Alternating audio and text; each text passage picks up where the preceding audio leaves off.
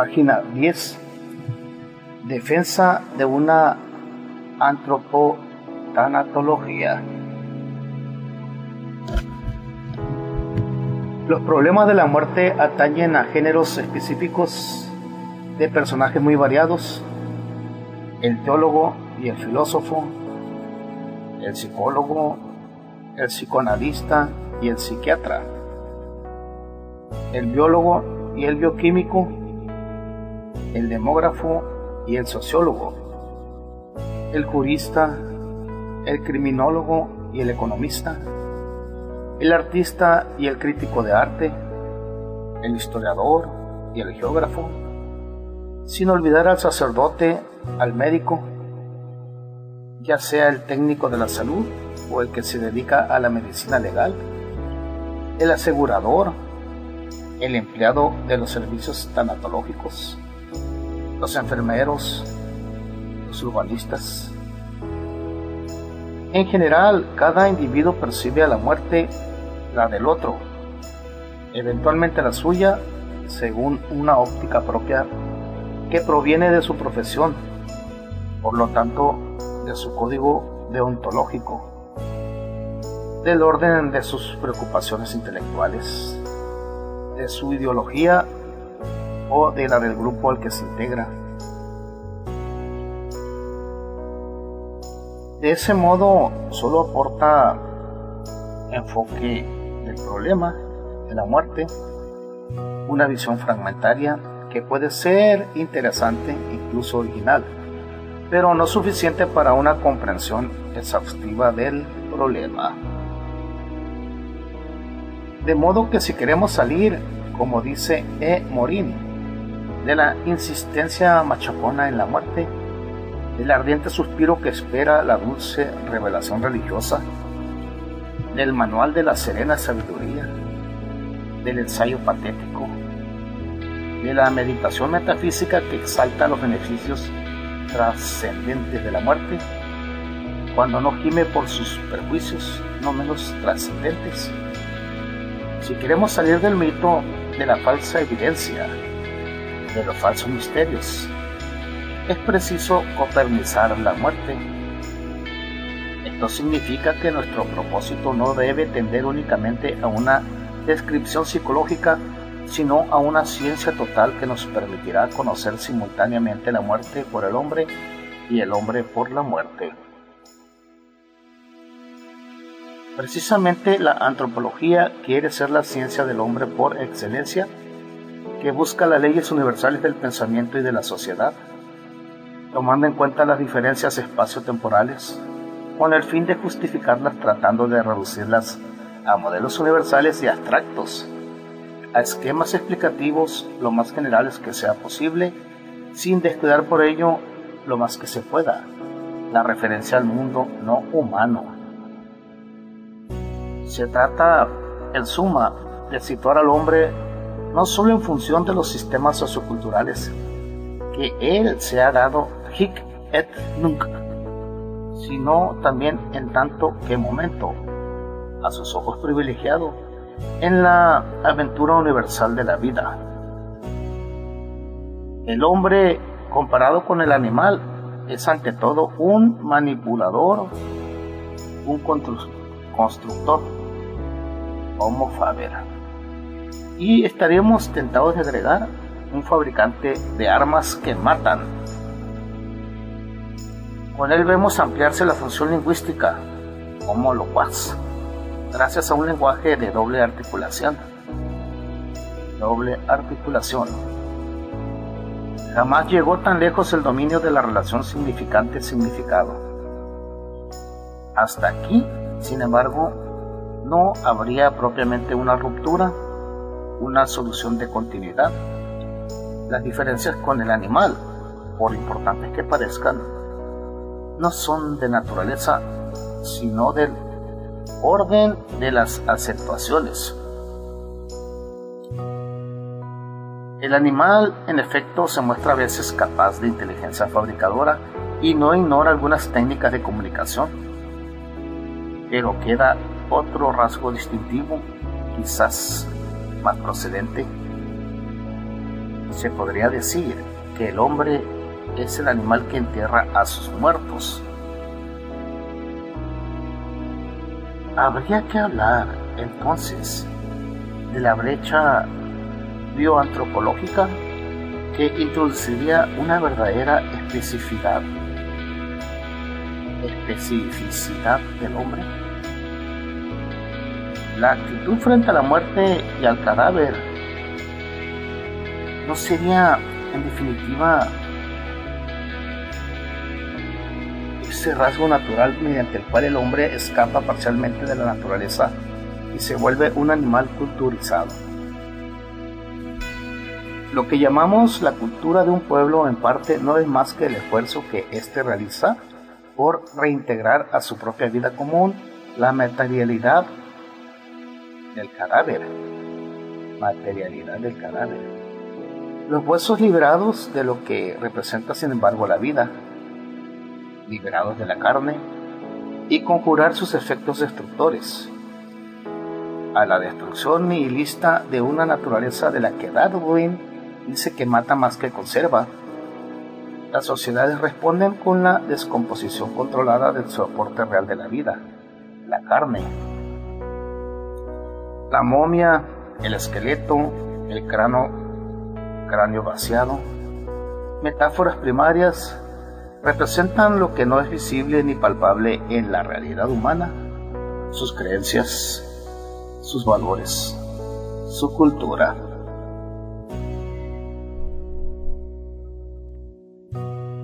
En cuanto a esto, se podría afirmar que entre las especies animales vivas, la humana es la única para quien la muerte está omnipresente en el transcurso de la vida, aunque no sea más que en la fantasía. La única especie que rodea a la muerte de un ritual funerario complejo y cargado de simbolismo. La única especie animal que ha podido creer, y que a menudo cree todavía, en la supervivencia y renacimiento de los difuntos.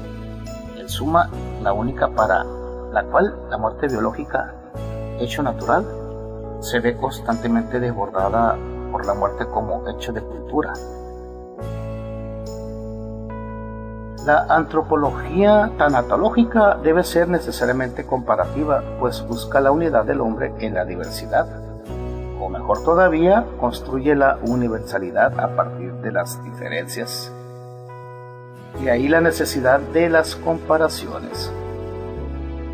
Y en este aspecto tuvimos que optar entre tres posibilidades: o bien poner frente a frente lo rural, arcaico, y lo urbano, pero se corre el riesgo de no llegar muy lejos, dado que hoy asistimos a la urbanización acelerada de los campos. O bien confrontar para Occidente un periodo históricamente superado con el de hoy, y a este respecto se cuenta con estudios preciosos, pero notoriamente insuficientes en número y bastante poco diversificados en cuanto a épocas y zonas geográficas. Nos quedaba un último método, y es el que elegimos: intentar una comparación entre una sociedad arcaica actual sobre la que estemos bien informados, el mundo tradicional, negro africano, y la sociedad industrial mecanizada, productivista, la nuestra. No hay que engañarse en cuanto al sentido de la palabra tradicional.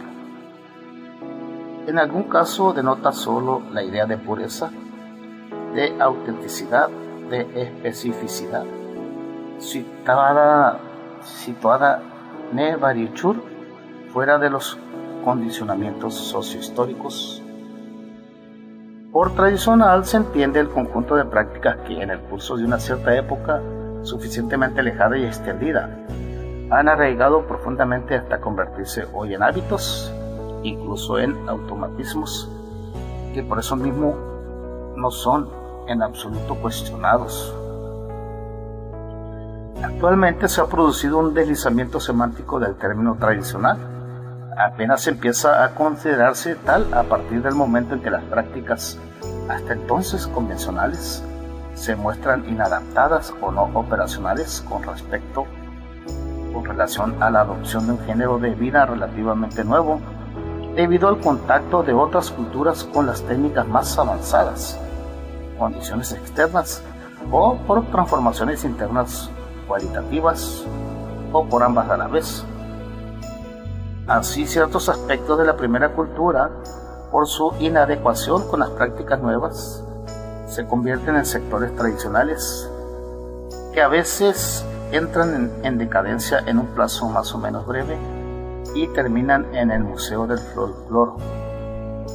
En cambio, las civilizaciones tradicionales negro-africanas, a pesar del efecto colonial, han conservado una asombrosa vitalidad, especialmente en el medio rural. Este camino solo tiene un valor de ejemplaridad y no permite una generalización, pero nos hace posible poner más en relieve nuestras notorias divergencias en cuanto a las creencias, las actitudes y los ritos, tanto en el plano individual como en el de las colectividades. De todos modos, y a pesar de las diferencias espacio-temporales, no se dejan de encontrar algunas constantes. Por ejemplo, el horror al cadáver en descomposición que toma en nuestros días el pretexto de la higiene, la asociación entre la muerte y la iniciación, sobre todo en caso de guerra, el prestigio otorgado a la muerte fecunda, arriesgar la vida, dar su sangre por la patria, por la fe, por el ideal político, el mantenimiento de la muerte, renacimiento.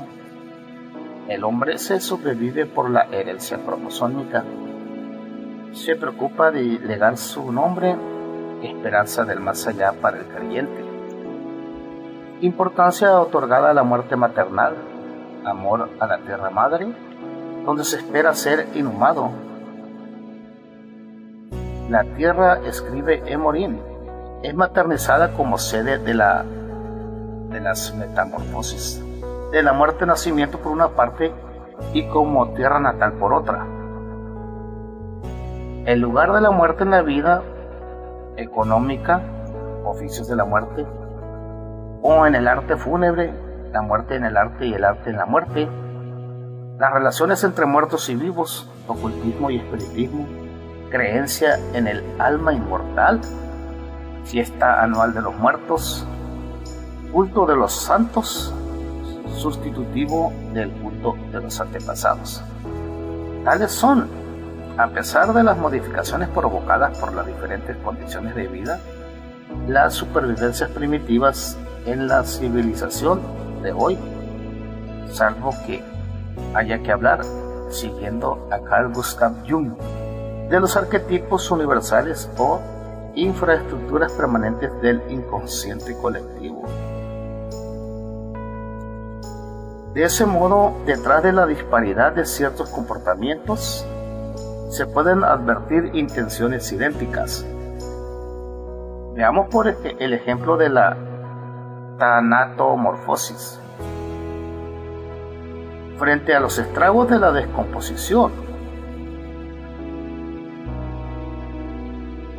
todas las comunidades humanas han reaccionado tratando de invertir los términos de la despiadada ecuación.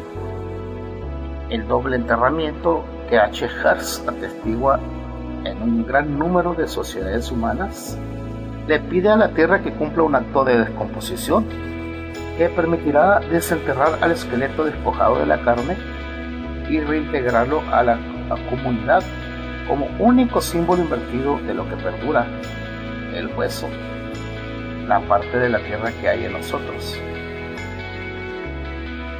Las máscaras esculpidas de la Polinesia, las cabezas reducidas de los jíbaros, persiguen sin duda ese mismo efecto. Las momias de Egipto, del Perú, de México, ¿no son también una tentativa de endurecer la muerte? Las figuras de los muertos no son como lo cree Marcel Mauss.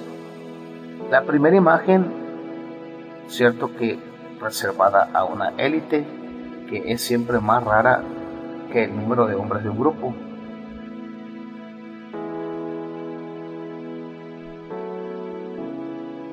La primera imagen de la persona individual. La ingestión del cadáver familiar que se practicaba entre los pueblos del río Sepik, al igual que la antropofagia mística de los antiguos incas, también comprobada entre los indios tupi.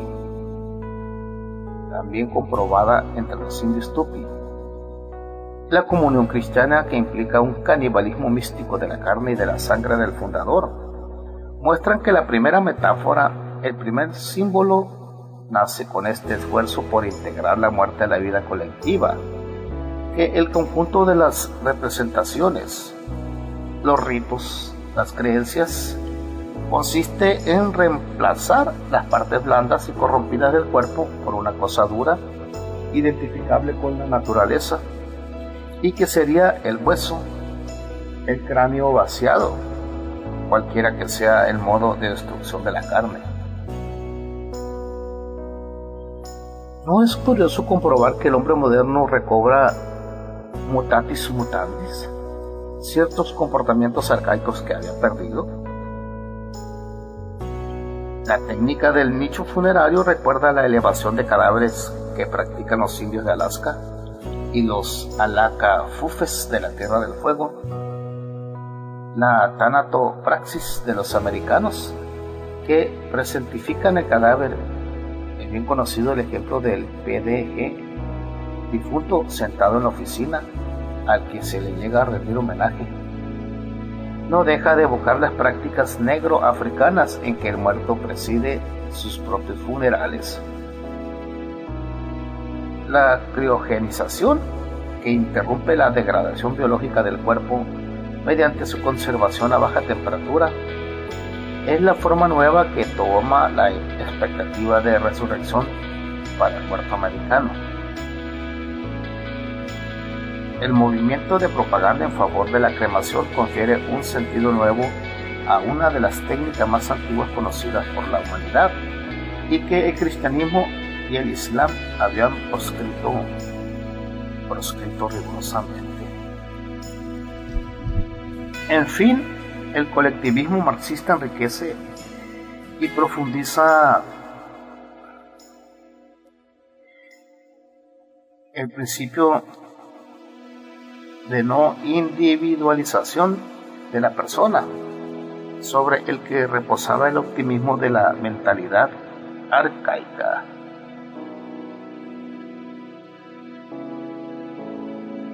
Nuestro punto de vista se suma también al de J. Dubinau, para quien la antropología se dedica a definir la coherencia y permanencia interna y lógica de lo corruptible de la carne en su elasticidad viviente, cuerpo y cerebro, y también se esfuerza por representar los elementos de relación, las imágenes y formas de la existencia impalpable y visible, cuyo único soporte es lo que se disuelve necesariamente, y la sociedad muere cuando toda la carne muere. La antropología prosigue, pues, un trabajo que las sociedades salvajes emprenden y que las sociedades industriales, para las cuales el hombre es un elemento del mercado económico, un producto del que nos desembarazamos científicamente, solo pueden cumplir a través de las sublimaciones simbólicas y conjuratorias de los cementerios, de los velatorios, de los entierros higiénicos.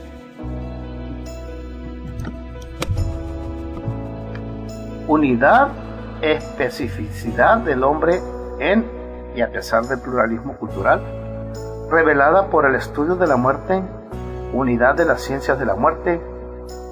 Tal debería ser el doble objetivo de la antropotanatología. Algunos considerarán presuntuosa esta tentativa en el estado actual de nuestros conocimientos y tendrán razón. Sin embargo, la empresa merece intentarse, cuando menos ofrece la ventaja de promover una tentativa de reunir todo nuestro saber sobre el problema, pero puede ir más lejos todavía.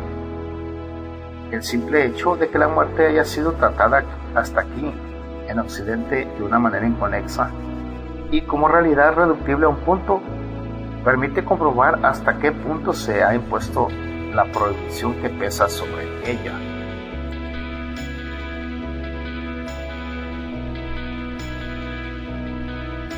¿No es significativo que en Francia haya un instituto de la vida y no haya todavía un instituto de la muerte?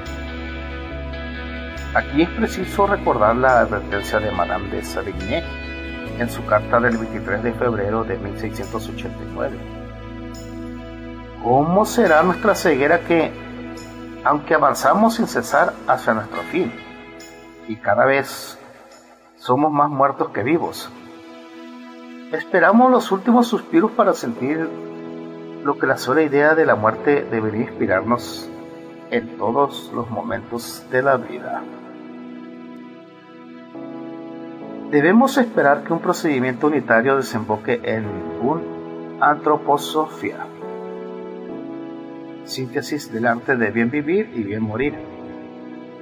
El hombre, si conoce mejor la muerte, no se desvelará más por huir de ella u ocultarla. Apreciará mejor la vida, la respetará antes que nada en los otros.